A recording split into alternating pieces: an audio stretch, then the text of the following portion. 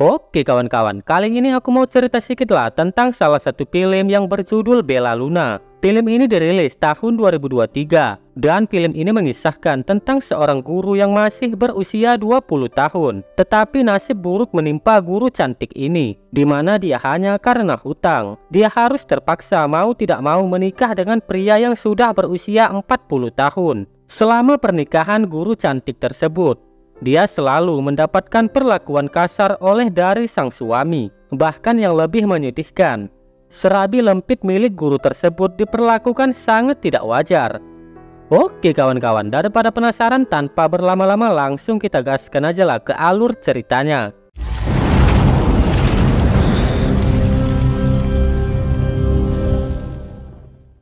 Kisah film ini diawali di sekolah dengan seorang guru bernama Ibu Luna yang sedang berada di atap sekolah.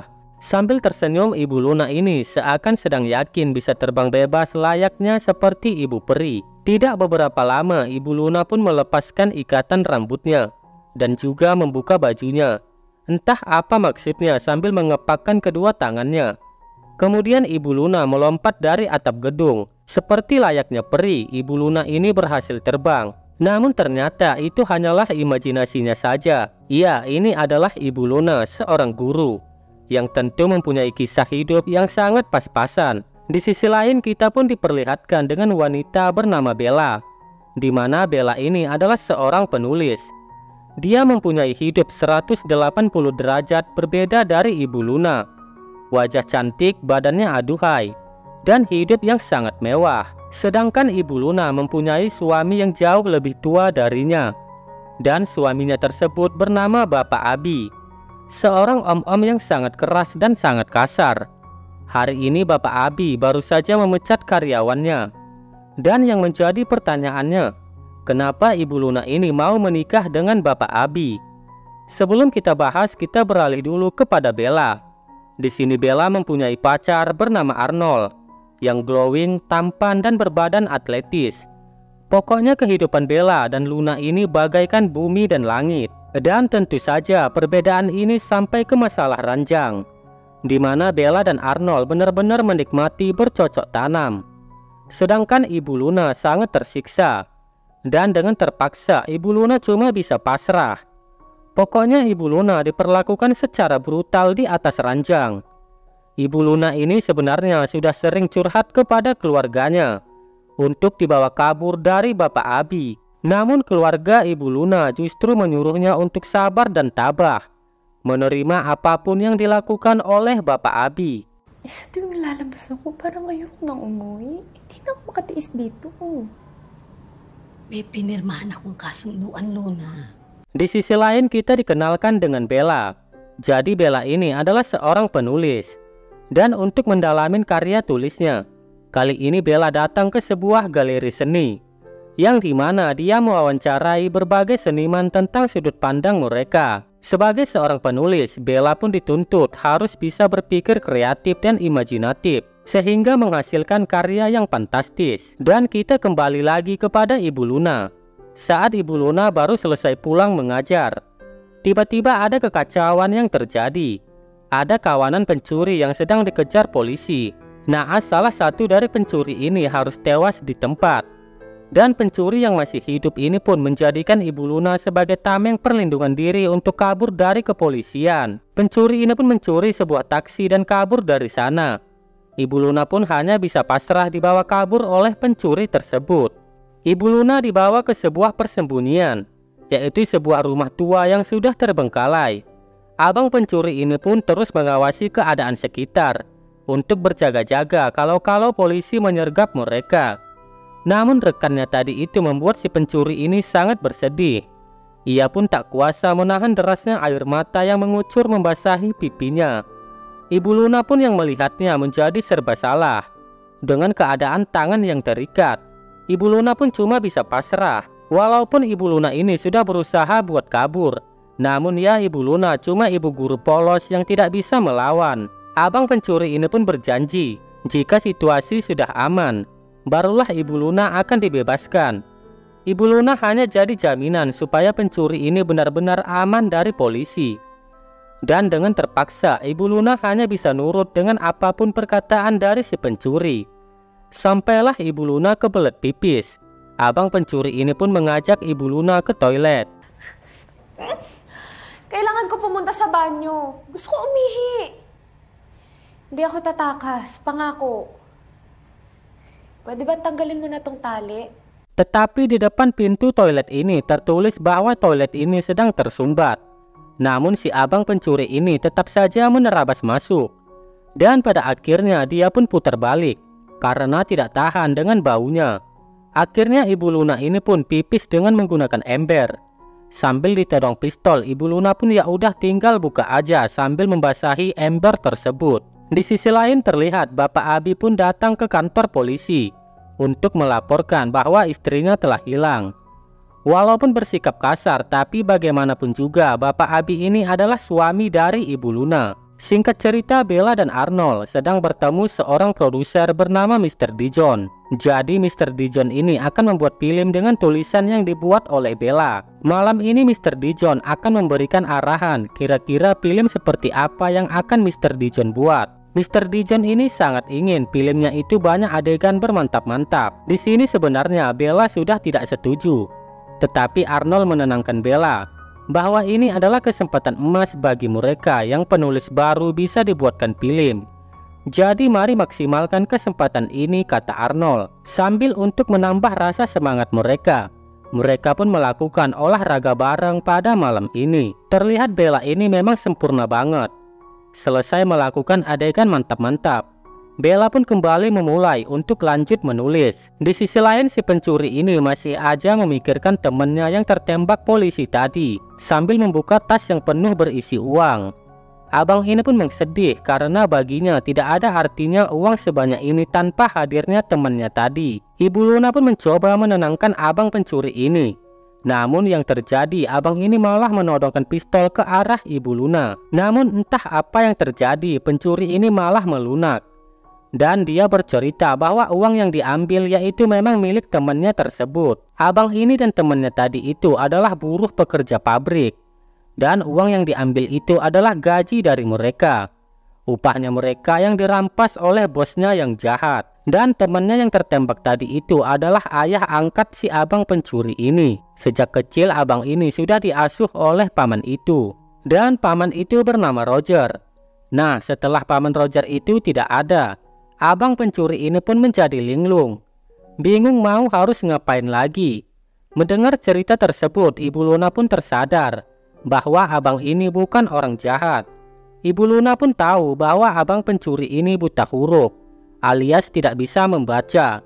Ibu Luna pun menceritakan kisah hidupnya yang sangat pahit. Ibu Luna dengan terpaksa menikah dengan Bapak Abi karena Bapak Abi membayar biaya pengobatan orang tuanya Ibu Luna. Namun naas, setelah menikah dengan Bapak Abi, orang tua Ibu Luna pun harus meninggal dunia sampai suasana pun menjadi cair. Abang ini pun menceritakan bagaimana dia bisa hidup tanpa bisa membaca. Bagi abang pencuri ini, semua barang ini punya nyawa.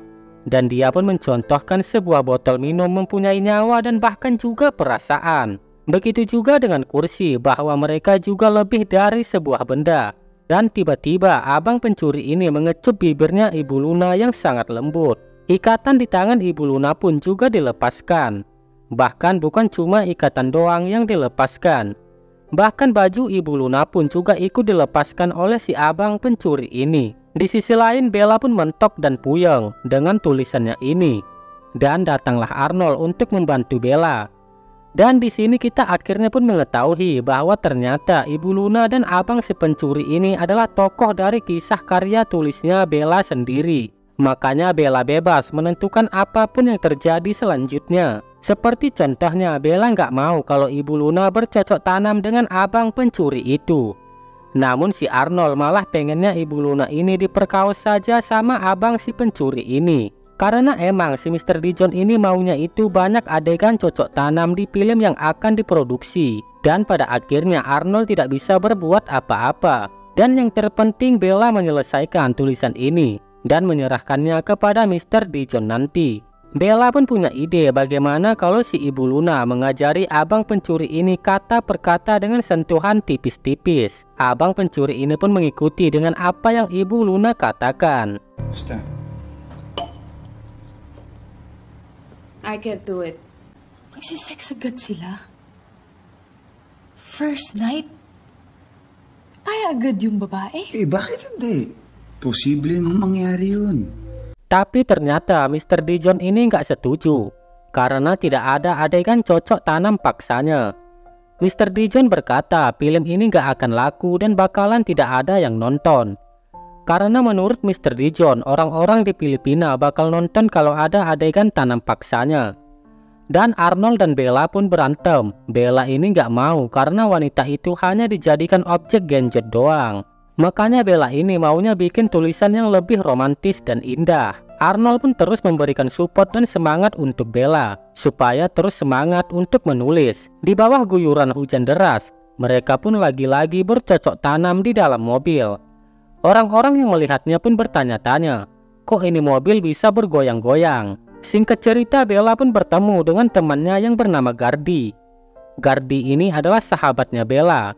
Mereka sudah sahabatan sejak dari kecil.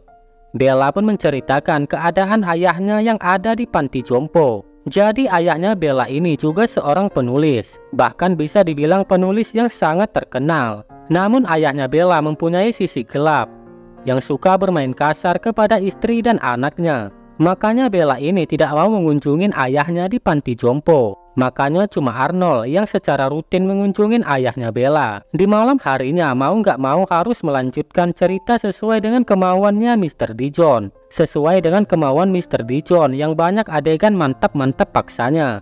Tapi Bella tetap menggabungkan adegan romantis dengan kemauan dari Mr. Dijon. Jadi adegan tersebut bukan sekedar cuma genjot doang. Bahkan sampai untuk meresapi tulisannya. Bella pun sampai membayangkan bahwa dirinya lah yang bercocok tanam dengan abang si pencuri itu. Nah, ini baru benar-benar menghayati. Dan tidak terasa Bella pun menulis sampai tertidur lelap. Di pagi harinya Bella pun hanya tersenyum sendiri, mengingat-ingat apa yang sudah terjadi tadi malam. Arnold pun senang banget kalau ceritanya seperti ini. Pasti Mr. Dijon bakal setuju dan senang banget. Bahkan Bella pun memasukkan cerita kelamnya ke dalam tulisannya. Kisah kelam Ibu Luna yang ditinggal ayahnya sejak kecil. Itu terinspirasi dari kisahnya Bella sendiri. Bapaknya Bella yang seorang penulis sangat kasar. Selalu marah-marah dan memaki ibunya Bella dan juga dirinya. Bapaknya Bella bahkan lebih mesra dengan rokok dan alkohol. Makanya ketika Bella sudah dewasa, ia pun memilih untuk tinggal sendiri. Dan kini bapaknya Bella hidup di panti jompo. Akhirnya setelah bertahun-tahun, Bella pun memberanikan diri datang untuk menjenguk bapaknya. Dia pun datang sambil membawa minuman kesukaan bapaknya, yaitu alkohol. Bapaknya ini sudah pikun, dia bahkan tidak mengenali lagi Bella anaknya sendiri. Dan kalau sudah begini, apapun yang bapaknya lakukan, Bella pun hanya bisa meneteskan air mata. Karena bagaimanapun dan apapun, mereka tetaplah orang tua kita. Jadi tugas kita tetap berbakti dan memuliakannya. Bella pun kembali ke laptop dengan melanjutkan tulisannya. Akhirnya abang pencuri ini pun sudah yakin bahwa situasinya sudah aman. Ibu Luna pun dipersilahkan untuk pergi dari tempat persembunyian ini. Namun bukannya senang bisa pulang, Ibu Luna malah sedih dan menangis. Orang yang menculiknya sangat baik hati, sangat tulus dan sangat perhatian. Sebagai kenang-kenangan, abang pencuri ini memberitahu nama aslinya, Diego. Ya, itulah nama asli dari abang pencuri ini. Diego pangalan ko. Singkat cerita, Ibu Luna pun tiba di rumahnya. Ibu Luna pun langsung disambut dengan Bapak Abi yang memaki-maki Ibu Luna bahwa dia sudah bercocok tanam dengan si abang pencuri itu. Karena menurutnya bagaimana bisa Ibu Luna diculik berhari-hari dan tidak ada rasa takut sama sekali.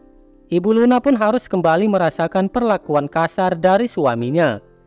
Makanya di hari-hari berikutnya, bayang-bayang Diego selalu menghantui Ibu Luna. Bagaimana seorang pria yang sangat tulus dan baik hati bisa datang ke dalam hidupnya Ibu Luna.